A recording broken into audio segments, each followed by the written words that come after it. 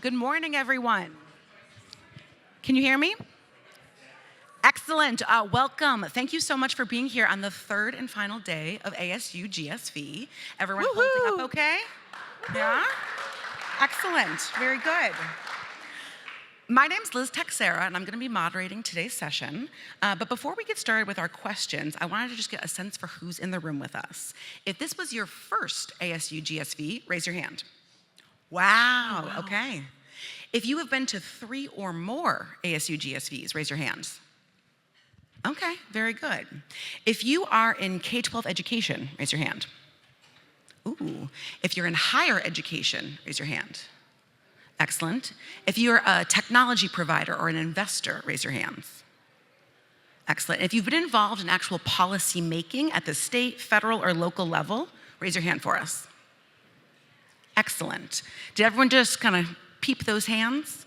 Thank you all for being in this room today, because the future of career navigation is going to take all of us. So today we're here to talk about it. We're going to zoom out for a quick second and introduce our panelists. So I'm going to hand it over first to Amy Lloyd. Please give us a quick overview of your position and your organization. Thank you, Liz, and buenos dias, caché. Hello, everyone. It is a joy to be with you. Thank you for joining us in this important conversation. I'm Amy Lloyd. I'm the CEO of an organization called All4Ed.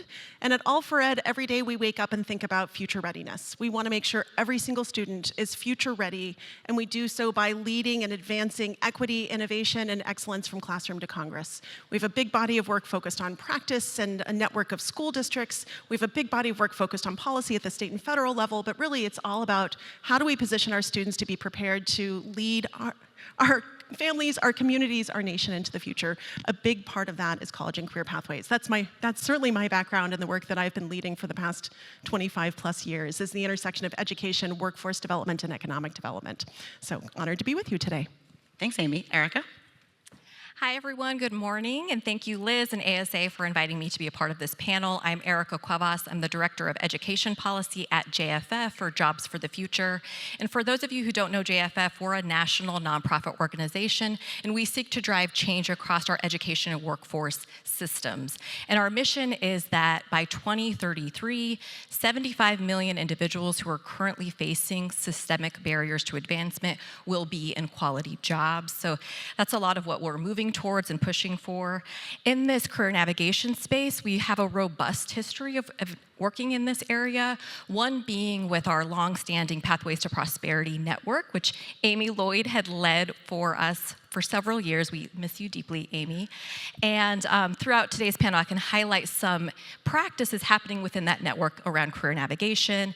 And then most recently, JFF and ASA teamed up last year to create the ASA Center on Career Navigation at JFF. And the focus of that center is to help support 16 to 24-year-olds navigate their education to career journey, to help ensure that at the end of the day, they're able to access good jobs and meaningful employment.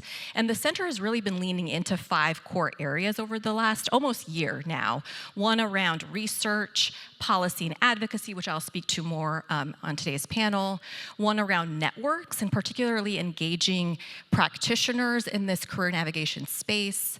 Another area has been around thought leadership. And then a third key component has been on the tech side, and thinking about technology and the role that it can play in helping young people navigate their career journeys. So we're really excited for today's panel. And the last point I'll just make is that over the past year, we've also been getting smarter on the policy side to better understand what is happening across states in this career navigation space, so can preview some key learnings with everybody. Thank you, Erica. And rounding us out, Stephanie. All right. Good morning, everybody. I am Stephanie Murphy, Director of State Policy and Research at HCM Strategists. For those of you who aren't familiar with HCM, we are a higher education consulting firm. We've been around for 16 years, so we've been around for a minute. And during that time, our clients have been across all 50 states. So we really, truly do have a national purview. We work across a number of different issue areas, but really the the issue area that's come to define my time at HCM is the very topic that I'm here to talk about today, which is micro-credentials or short-term credentials, how states are investing in these alternative education pathways, and how they're investing in them as part of the career navigation system. So very excited to be part of this power panel of women, and excited for our conversation. Thank you all so much. And as you can see, we're really excited to be here. You can also tell that we're talking very quickly. We have a very short amount of time to get through a lot of content. So we're going to actually start our panel today with a lightning round. So I'm going to ask you all in 1 minute to give us your perception about what are some of the systemic challenges right now facing our young people when it comes to the system of career navigation. So you can kind of take that whatever direction you want. But again, we're going to try and do it in 1 minute. Are you ready?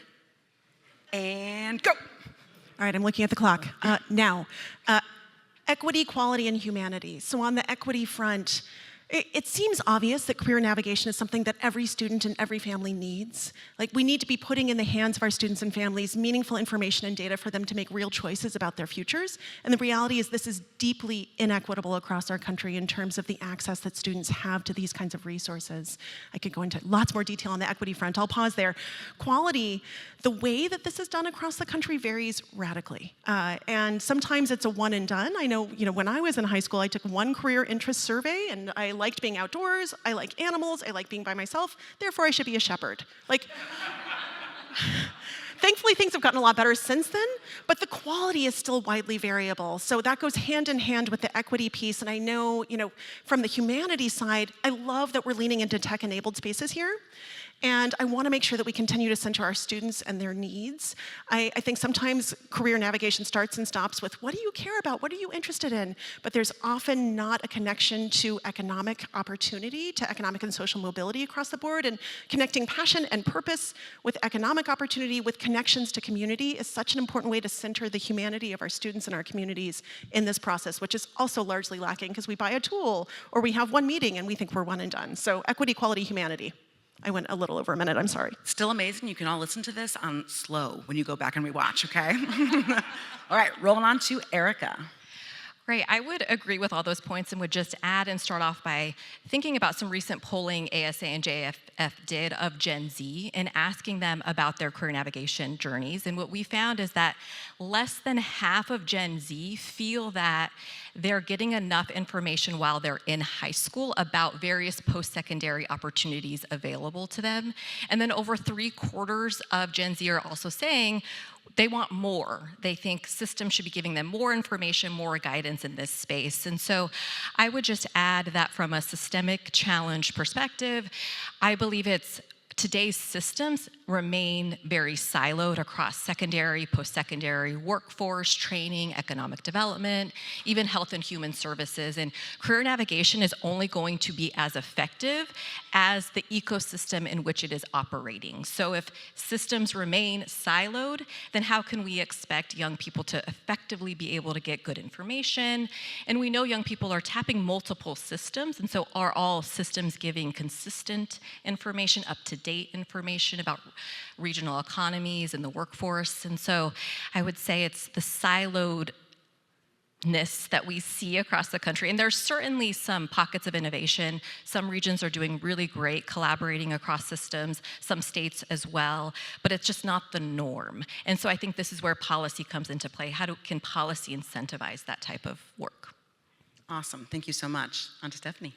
All right, so plus one to everything that's already been said, and to add to all of that, when we talk about the systemic challenges that young adults face in, accessing effective career navigation resources, I think one of the biggest challenges is that the systems themselves haven't really kept pace with how students are choosing to learn today, this really has to do with the rise of micro-credentials. Higher education is undergoing something of a quiet transformation right now, and that really does have to do with short-term credentials. In the last decade, we've seen headlines about the declining enrollment in traditional degree programs, associate bachelor's degree programs. Enrollments are declining. On the opposite end, though, with short-term credentials, over the last decade, enrollments have surged. Micro-credentials are now the fastest growing segment of the higher education ecosystem. In the past year alone, we've seen a 10% jump in enrollment in short-term credential programs. There are now an estimated 3.7 million students enrolled in these short-term credential programs, and it's estimated that 1 in 4 working-aged adults currently holds a micro-credential. And I think this shift is more than just a preference. It's about what short-term credentials can offer students and working-aged adults. It's about flexibility, it's about speed to employment, and it's about greater affordability of these programs. But the challenge is that career navigation systems just haven't kept pace with them. They're built around those traditional degree programs and often overlook or underserve the very pathways that are attracting a growing number of students. So the good news is that states are starting to catch up, and I know we'll get into the details about that in just a little bit. So for the sake of time, I'll leave it there. Thank you so much for that rapid overview. Someone tell me, anyone in the room, were you surprised by any of this? Raise your hand if you were surprised to hear about these challenges. Right. We know what's going on, right? And we also know that it's going to take policy, it's going to take funding and practitioners to actually get this system right moving forward.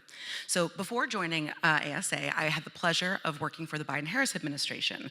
I was a policy advisor in the Office of Career, Technical, and Adult Education and was able to lead our federal pathways initiative called Unlocking Career Success. That was a priority initiative, and as part of that, we actually talked about career advising and navigation and how essential that was and what states were actually doing it well. So I want to shift us first to policy. Amy, I'm going to throw it to you. I think that in a lot of people's mind, especially given yesterday's keynote, is the Federal Department of Education and what the federal policy landscape looks like right now. So could you talk a little bit about how you see that federal policy landscape shifting and what changes we should be expecting to see moving forward? Absolutely. And full disclosure, prior to joining Alfred, was the Assistant Secretary of the Office of Career, Technical, and Adult Education and led everything in our federal policy space related to education, workforce development, and economic development. So unlocking career success, career and technical education, community colleges, adult education and family literacy, which is a really important component of our nation and our workforce development efforts, and correctional education. So Liz and I have worked very closely on this specific area of career navigation for many years now. And when I think about the shifting landscape at the federal level, were all of you in McMahon's speech yesterday? Many of you? Okay. I'll start with that. It's clear that in this moment, regardless of where you sit in our great nation's political spectrum, there is a lot of change in the education space. And change is difficult to navigate, and there's a lot of uncertainty, chaos, ambiguity right now at the federal level and the guidance that's being sent to states. For example, the letter last week asking states to certify that they will not engage in quote-unquote illegal DEI activities without defining what illegal diversity, equity, and inclusion activities are beyond the things that we all adhere to already, which is Title VI of the Civil Rights Act. We already are 100% committed to anti-discrimination. And so even that ambiguity is sending, I think, higher ed and P-12 into a bit of an existential crisis, both from a legal risk standpoint, places are having their funding frozen, and from a mission risk standpoint, where we stand in this moment and our commitment to our students and our families and our communities matters deeply. And President Trump has been very clear in his vision for dismantling the U.S. Department of Education. I thought by gutting half of the federal workforce, he would not need an executive order to then take that next step, but he then took that next step with an executive order. We all know that it will take an act of Congress and 60 votes from the Senate to effectively begin that process. We're not there yet, but for all intents and purposes, the agency has been largely diminished and is now unable to do some of its core functions. Basically, the entirety of the Office of Civil Rights was, eliminated. The entirety of the legal workforce from our general counsel's office was eliminated. The Office of English Language Acquisition, my office, Octay, 1 in 3 people are still there. So you can imagine just, if 2 out of 3 people in your workplace disappeared and you suddenly had the workload of the 2 other people, like how would you be able to manage and do your job? And maybe you're being asked to do things that you've never done before. So at the federal level, there's a lot of challenge right now in the federal side on the career workforce. The politicals are still in the process of nominations and appointments. But the reality is if we dismantle the US Department of Education, we may not feel it for a little bit. Federal funding is forward funding for a year in most instances. And the reality is DC often feels very far away from us. I want to know that like in this moment with disruption, challenges, there's always opportunities. I'm somebody who is so hardwired for hope. And I think about, sometimes it takes a forest fire for seeds to break open and be able to sprout. Like, what are the seeds we are planting right now in this moment? And we talk about sending education back to the states. Secretary McMahon spoke about that yesterday. States already have the power. We, the people, have the power. States and locals already control education in our country. The federal role is minimal, but it's important in terms of quality and equity guardrails, in terms of funding certain areas. And I think we tend to diminish the importance of discretionary grants as well, which puts the power back in locals to determine a big vision for what they want to do and get some funding to be able to bring that vision to life. So shifting landscape of the capacity, but the opportunities are like, what do we the people want for our education system? I thought that the pandemic would be an opportunity for us. Gosh, we all had to turn ourselves upside down and reimagine how we implemented teaching and learning practically overnight. And I underestimated how wildly people craved to return back to normal, which meant going back to our education system that has not worked since 2 pandemics ago. But this moment of deliberately targeting education as a space for disruption could be our opportunity to build a more equitable system, integrating meaningful career navigation. Every single student is headed to a career, to a job, ideally to a career. And we do such a poor job as a nation preparing our students for that future. What are the seeds we want to plant right now? Every state that you live in is thinking about waiver authorities right now. Every state should be maximizing existing flexibilities in federal funding. And now is the moment for states and districts and local advocacy orgs, our nonprofit ecosystem, all of us to come together and kind of reimagine what is the future that we want to build and how do we seize this moment of disruption to do so. Could be federal block grants coming out. I mean, honestly, that would take an act of Congress, but I think there could be de facto block grants coming out where the secretary basically does non-enforcement of regulatory and statutory requirements. Could be flexibilities that are new presented to us. Could be that programs are moving to other federal offices, which frankly would increase bureaucratic burden on states and locals to then have to navigate entirely new systems. But find the opportunity in this moment. I was really struck yesterday by how the secretary opened with saying that she was hired because she didn't know anything about education, but instead was a leader of management and executive action. And it was really painful for me to hear her say things like A1 instead of AI. Like that was a bizarre moment, and it actually took me a while at my table to figure out what the heck she was talking about. But I think the conversation yesterday just shone a light on the executive leadership in charge of the federal role, which is an essential role in the foundation for equity in our country, does not understand the space that we are all working in. And so we need to make sure that we, the people, hold on to the power that we already have to set a clear and bold vision for what our states need. Again, regardless of where you sit on the political spectrum, what your state and what your community needs. And now is a moment to be able to bring that to life through maximizing flexibilities in new ways that perhaps we've never been able to do so before. Thank you, Amy. We said we were starting third day strong here, guys, right? So the fact remains that at the federal level, there's actually no overarching policy that actually undergirds career advising and navigation, right? That's been a consistent issue that we've had. So in addition to kind of thinking about the massive shifts that we're experiencing to the federal workforce, into the federal funding landscape, the fact remains we don't have an existing policy on the books. Given that, a lot of this work is happening at the state level already, right? So Erica, talk to us a little bit about some of the promising practices that you've seen around career advising and navigation at the state level. Yes, great question. And as I mentioned earlier, we've been really looking at across all 50 states what has been happening in this space policy-wise. And so next month, we're actually going to release a career navigation policy landscape paper. And today I'm going to preview with you some 3 key findings from that paper, and then hopefully you all will be able to dig in more once that's released. But in terms of where we're leaning in with the center, we're really thinking about a comprehensive approach to career navigation. This isn't just about increasing the number of counselors in schools, however, that is very, very important and needed, but we're thinking about 4 main components, one being around data and actionable information that's digestible for students, families, practitioners, and educators. We're thinking about that personalized guidance, so the one-on-one support young people receive from mentors, counselors, coaches, teachers about post-secondary and career opportunities, and the way in which tech can enable and support that work. We're also thinking about work-based learning as a mechanism for career navigation to help young people better understand careers and test what they like and what they don't like. And then the other 4th key bucket is around short-term credentials and really thinking about what is happening in that space, what's available, what does it lead to, and how are young people learning about those opportunities. And so what we have found, again, 3 main findings I want to share with you all, and then I can zoom into some state exemplars or spotlights. So the first main finding is that we're seeing a lot more progress happening in states investing and providing financial incentives for work-based learning at the secondary level and for building up and putting in place short-term workforce credential programs, which I know, Stephanie, we've been referencing a lot of her research in this space. Certainly a lot more work to go in those areas, but around about 40% of states are moving and putting things in place in those areas.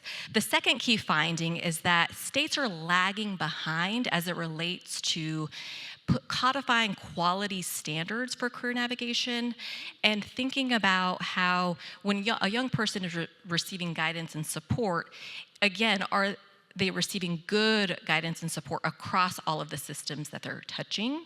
So what's the quality standards there when it comes to guidance and career coaching, work-based learning, things like, we're also seeing gaps in terms of incentivizing cross-system partnerships, so more work to be done on a policy angle there. And then some gaps policy-wise in terms of building up those data systems. And then the third main finding is that much less is known from a 50-state perspective around what is happening policy-wise in that personalized guidance space. So the one-on-one support young people are receiving. As Amy had mentioned, when we think about federal policy, there are a number of bills where career counseling and advising is an allowable use of funds. However, it's a bit of a black box in terms of how states are leveraging those funds specifically for career counseling and advising, if or how they're putting in additional state dollars to augment and supplement that work. So a lot more is needed in that space, just policy research-wise, and that's one area we're going to be leaning into with the ASA Center on Career Navigation at JFF. And in terms of some exemplars, so we looked to one effort happening out of Indiana. They recently, in 2023, passed a bill called the HEA 1002, I believe. It was a big comprehensive bill on college and career pathways, and there were a few components in there that were specifically focused on career navigation. One component was building up a career navigation framework for the state. Then they decided to help ensure that framework was implemented well. They put an additional $25 million of state funds for career coaches to help young people navigate. So we're keeping a close eye on the implementation of that work to see what that leads to. When we think about some of our network members in JFF's Pathways to Prosperity network, Arizona in particular, and our partners there have built up a co-advising framework that brought secondary leaders and post-secondary leaders together to sit down and co-create what they call a career advising framework focused in on 2 areas, cybersecurity and I believe the other area is computer science. And it's ensuring that young people in those pathways are getting good information regardless if they're at the secondary level or post-secondary level. And so we want to see more of that type of cross-sector collaboration. And another quick area I would highlight is we're seeing some work happening in Texas at a regional level in West Central Texas, where this is actually being led by the workforce development system. They are putting in place career coaches within schools and school districts and high schools. And that started off as being funded first with philanthropic funds, and then after seeing the success of that effort, now there's a cost-share model where the districts are contributing funds to support those career counselors and navigators within high schools. And the last point I'll just make there is that they're really dedicated to ensuring that all individuals at those high schools receive career counseling. It's not just something offered to a subset of students. And it's unique because, again, it's being led by the workforce development system. They're reaching back, partnering with education, which is great. So we want to see more of that, and how can policy incentivize that type of work. So the last point I would just make is that with the ASA Center on Career Navigation, earlier this year, we issued out a practitioner survey asking folks who work directly with young people in career coaching and advising a variety of different questions. And one stat that really stands out is that around 40% of practitioners said they don't feel comfortable helping young people understand non-traditional career pathways. So those are pathways beyond the high school to college route. So more needs to be done there to figure out and help guidance counselors and career coaches understand that space, and so they're equipped to better support young people in that area. Thank you so much. So Indiana, Texas, Arizona, anyone working there or from there have some work happening? Excellent. We got some hands. I see some hands. So one thing, we are very excited about the Center for Career Navigation at ASA, and I think one of those big reasons is about this idea around standardization, right? There's a real lack of standardization in terms of the data and the policies and the funding approaches, specifically around career advising and navigation. So Stephanie, I want to turn it over to you to talk about kind of the importance of standardization and specifically your work around credentials. Yeah, sure. I appreciate that question.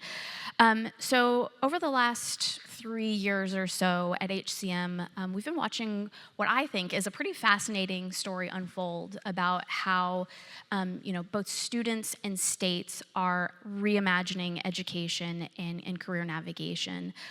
So HCM's part in this story began in 2022, and here I have to pause to give a big shout out to the Lumina Foundation. They've been incredible partners and supporters of this work. Without them, we really couldn't have done the work that I'm here to talk about today.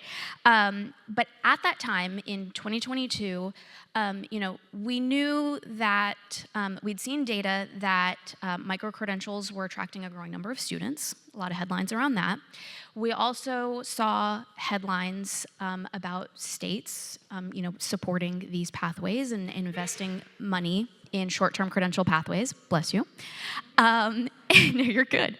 And we just didn't really have a systematic way of tracking what these investments looked like. It was also a bit of a black box. And so Lumina approached us and said, hey, would you be willing to see what you can find, kind of get a lay of the land, understand the landscape. There really isn't, the data, the information really wasn't transparent. You had to do a lot of digging, so see what you can find. We did a lot of desk research, made a lot of phone calls, did a lot of digging, and put together a database that's essentially a living database now. We update it almost daily. And we built this database to begin tracking, how states are investing in short-term credentials. We track who is investing, so which states are investing, how much they're investing in these pathways, and then for what purpose. Now, if you fast forward to the fall of 2024, we released our most recent report outlining what we found in this database. And as of the fall of 2024, we had identified 70 state-funded micro-credential initiatives across 32 different states, with a total public investment of at least $5.6 billion. $4 billion of that, so about 70%, has been invested in student financial aid programs. So, states are betting really big, kind of putting a lot of money behind the idea that learners should not be priced out of opportunity.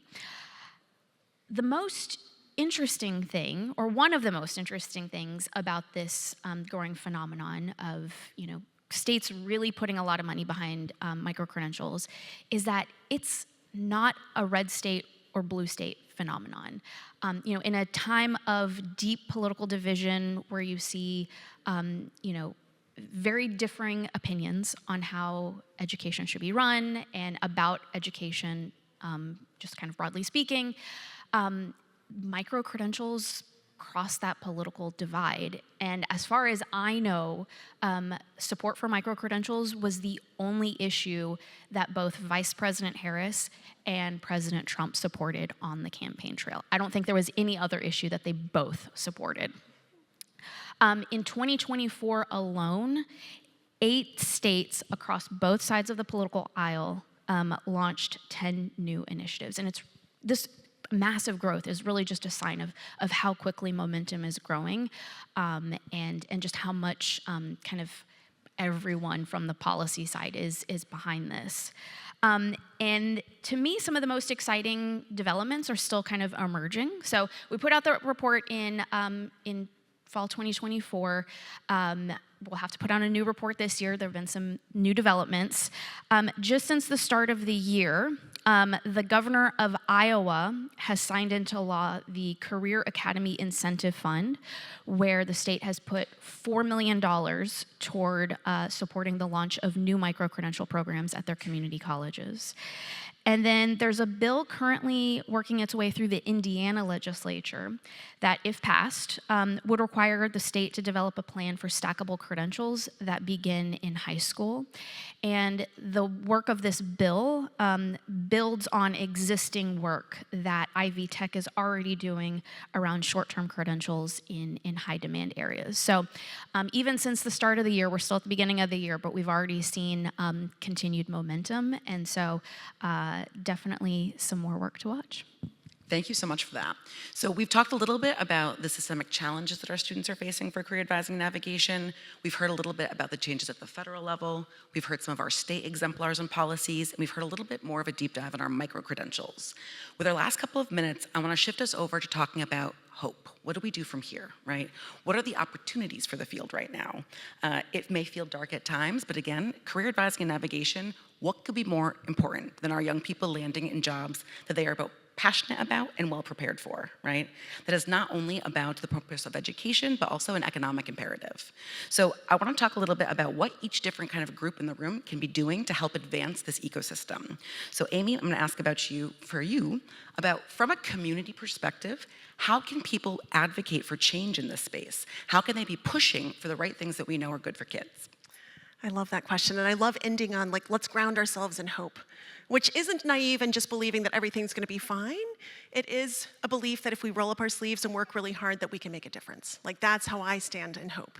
And so, yes, we can if we do it together and have a clear, compelling vision that invites people in to join us. And that's really, all of my work, from being a classroom teacher to being a Senate-confirmed, federal appointee, has been rooted in nothing about us without us. How do we make sure that we are centering the voices of our students and our families in the policy work that we're doing, in the implementation of big ideas, big vision of how we support every student for their future, for career readiness.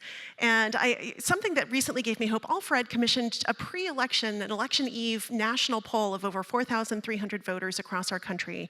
And we have so much more common ground to stand on than we're talking about in the public narrative. We, the people of the United States of America, across the reddest of red states and the bluest of blue states and every beautiful shade of purple in between, believe in public education. This career-connected learning space has been and will continue to be wildly bipartisan. We believe in supporting every student to have meaningful choices about their future. The purpose of education, well, education plays many purposes in human life. A core purpose that I am committed to in education is self-determination. Like, how do we make sure that students and families can make real choices about who they are, who they want to become, how they want to connect with community, the careers they want to pursue. And let's be real, students are going to be students, I have an 18-year-old daughter, so teenagers today are going to change jobs 15 to 20 times over their lifetime over 5 to 7 different industry sectors. We are not preparing for a longitudinal trajectory of a young person to launch a career that they will continue to grow in until they retire, amen. We are preparing young people to navigate complexity in the world. And from the polling data that we released, and you can go to allfred.org and we'll make sure you've got the links, our Future Ready Schools Network recently created a tool for real communications and connections. It's designed for district leaders, but really any education leader, to leverage what we learned about messaging, words that resonate across the aisle, and how to share a compelling story of why this work matters. Speak to the why. Don't use acronyms. Ensure that you are using specific examples of how what you are seeking to accomplish in career navigation or any strategy that you're looking to accomplish in your work touches students' lives and makes a difference on their future. So we have practical tools that really are designed to help us all learn to navigate how we bridge across differences. But I stand in a place of we have more that connects us than divides us. We hear from the polarized ends of the spectrum. They are the ones dominating social media. They are the ones coming up in pundits on the news. The reality is we are more connected as a country, and that gives me so much hope to build upon. And we need to make sure that we connect with our communities and have the power of the people represented in all that we do, because they are the ones that we serve. And ultimately, they are the ones who are going to be, our young people are the ones who are going to be leading our nation into the future. So let's make sure that we prepare them in ways that are holistic and support their full lives, their full vision, and connect them to not just career connections, but community engagement and a sense of purpose in themselves. So despite our differences, we're in this together. We've got this. Thank you, Amy. So we know that advocacy, incredibly important. Effective communication, incredibly important. Practical tools that all of you can use are available. We will make sure that you all have access to those after the session today. For some of our funders in the room, Stephanie, one thing we didn't get to talk about with your work is talk to us a little bit about what you're seeing that works in terms of funding, right? For again, we've got decision makers here. We've got people who can be advocating for funding mechanisms. What are you seeing? Yeah, so when it comes to short-term credentials, they're often discussed as sort of non-traditional education, but we're seeing a lot of investments that I think are really anything but fringe. And given the time that's very quickly ticking, I'll narrow it down to 2 states that I want to highlight. First, I want to take you guys back to Texas, which has already been brought up. Texas took a really big swing with House Bill 8. And for those of you who aren't familiar with House Bill 8, it's the state's new community college funding model. Their previous model hadn't been updated in, I think it was 50 years. And so they introduced House Bill 8 and completely redesigned how their community colleges are funded. It shifted the entire model from one that was previously centered around enrollment. So they previously rewarded their colleges for how many butts they got in seats. It didn't matter if students graduated, didn't matter if students succeeded. The number of students that they brought in was the number that got funded. With this new funding model, it's completely reoriented to focus on outcomes, and specifically outcomes associated with the state's goals around credentials of value.